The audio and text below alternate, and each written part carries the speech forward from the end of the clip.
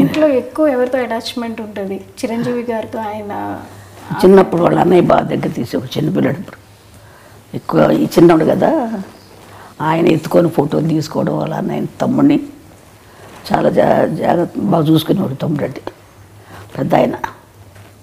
అట్లాగే పెద్ద అయినా కానీ వాళ్ళ అన్నయ్య వదిన ఇప్పటికీ వాళ్ళ అన్నయ్య వదినతో అంటే మేము నెల్లూరులో ఉండేవాళ్ళం. మా వారికి జాబ్ అక్కడ. ఇంకా అందుకని మాకు ట్రాన్స్ఫర్లు అయ్యాయి. అందుకని పిల్లలు చదువులు సరిగ్గా ఉండవని చెప్పేసి నేను తీసుకెళ్ళిపోతానమ్మా అన్నాడు మా పెద్ద అబ్బాయి. కళ్యాణ్ బాబుని తీసుకెళ్తాను, అక్కడ చదివిస్తానని. అందుకని పంపించాను మెడ్రాస్కి. కళ్యాణ్ గారికి మీరు అన్నప్రసన్న ఇప్పుడే పేరు పెట్టి ఉంటారు కదా, చిన్నప్పుడు పెట్టిన పేరు పవన్ కళ్యాణ్ అయినా? లేదు, కళ్యాణ్ కుమార్ అని పెట్టాం. శ్రీ కళ్యాణ్ కుమార్ అని పెట్టాం. ఆ తర్వాత పవన్ అని ఎవరో పెట్టారంట, నాకు తెలియదు అది.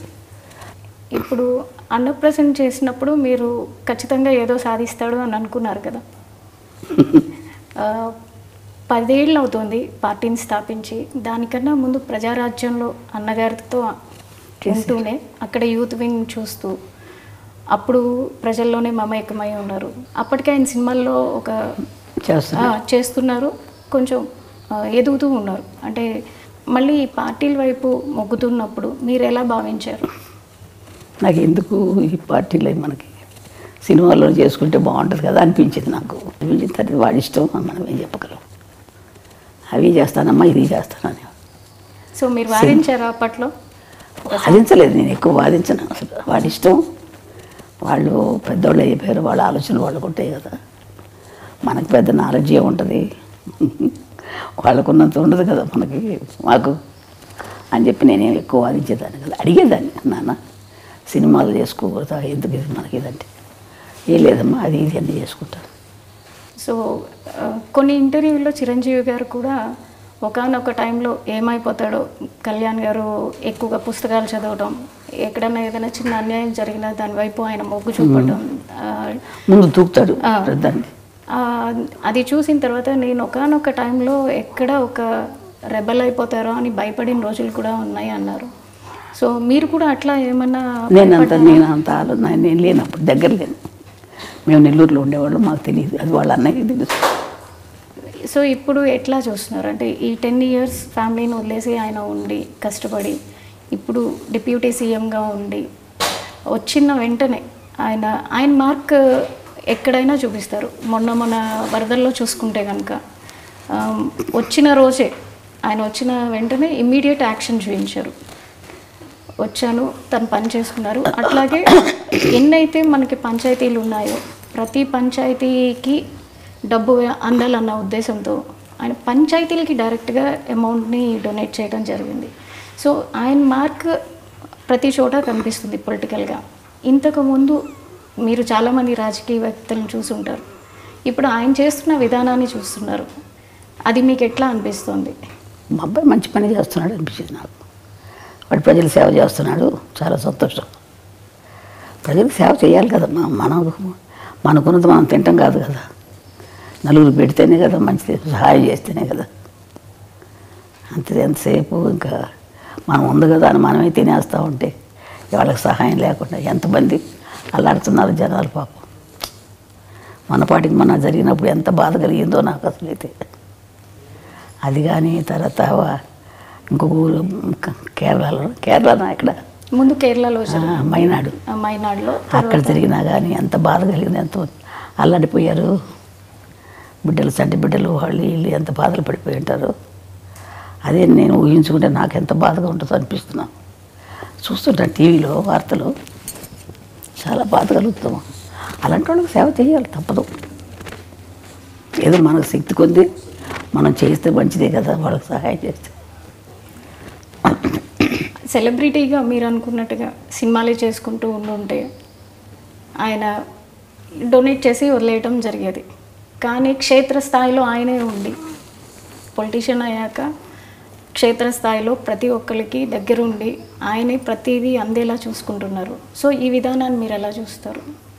మంచి విధానం కదా మాది, వాటికి చేసేది మంచి విధానమే. అందరికీ కూడా సర్దుకుంటాం, అందరికి సహాయం చేయటం అనేది అంత కలిసి అంత బుద్ధి పుట్టాలి కదా చేయటానికి, అంత ఆలోచన రావాలి కదా.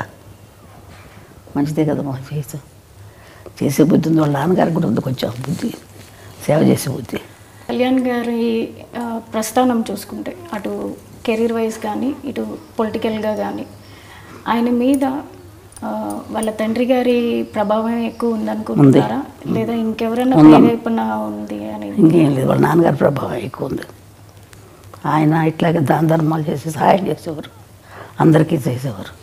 అదే బుద్ధి ఈయనకి కూడా వచ్చింది కొంచెం. అంటే అందరికి ముగ్గురికి ఉంది కొంచెం. ఈయన ఎక్కువ రాజకీయాలు ఉండబట్టి ఎక్కువగా కలిసేసుకుంటారు.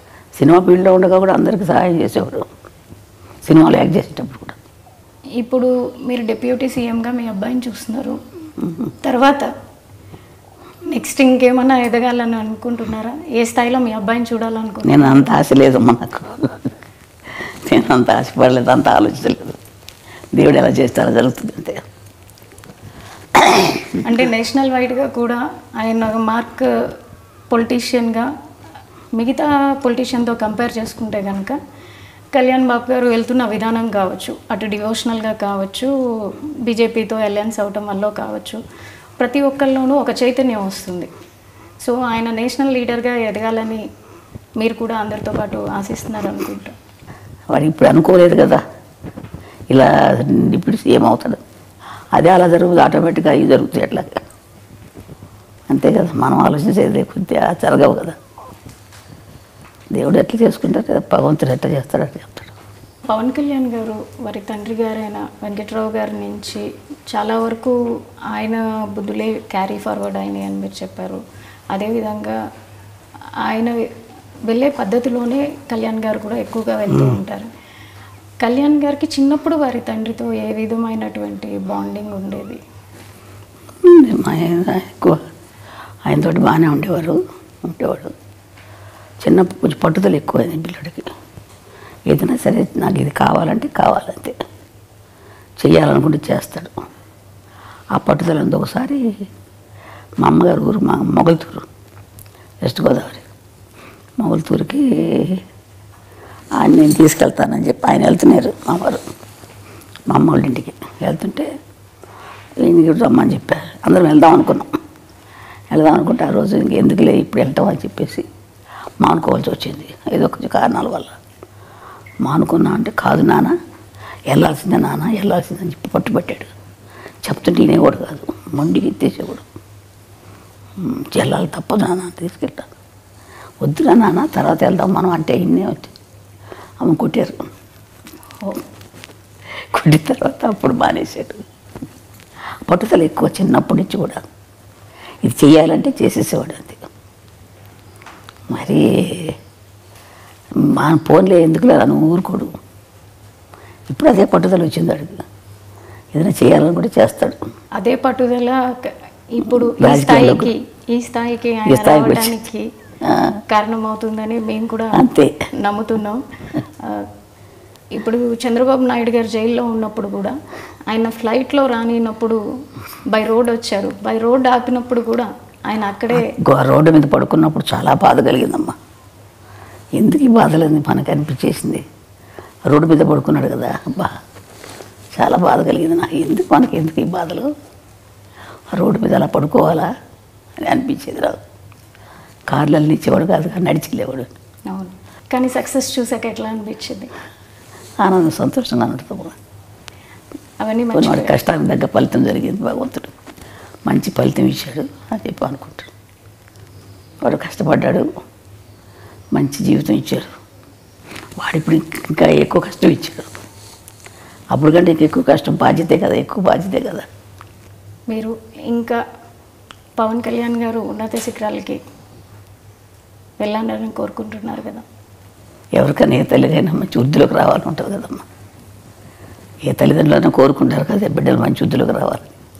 అదేవిధంగా నాకు కూడా ఉంది, బిడ్డలు మంచి వృద్ధిలోకి రావాలి, బాగుండాలని. అదే నేను కూడా కోరుకుంటున్నాను ఆ విధంగా నేను. సరే అమ్మా, థ్యాంక్ యూ సో మచ్. మీ సమయాన్ని మాకు ఇచ్చి తల్లి పవన్ కళ్యాణ్ గారి గురించి తెలియని విషయాలన్నీ మాకు తెలియజేసినందుకు ధన్యవాదాలు. సరే తల్లి.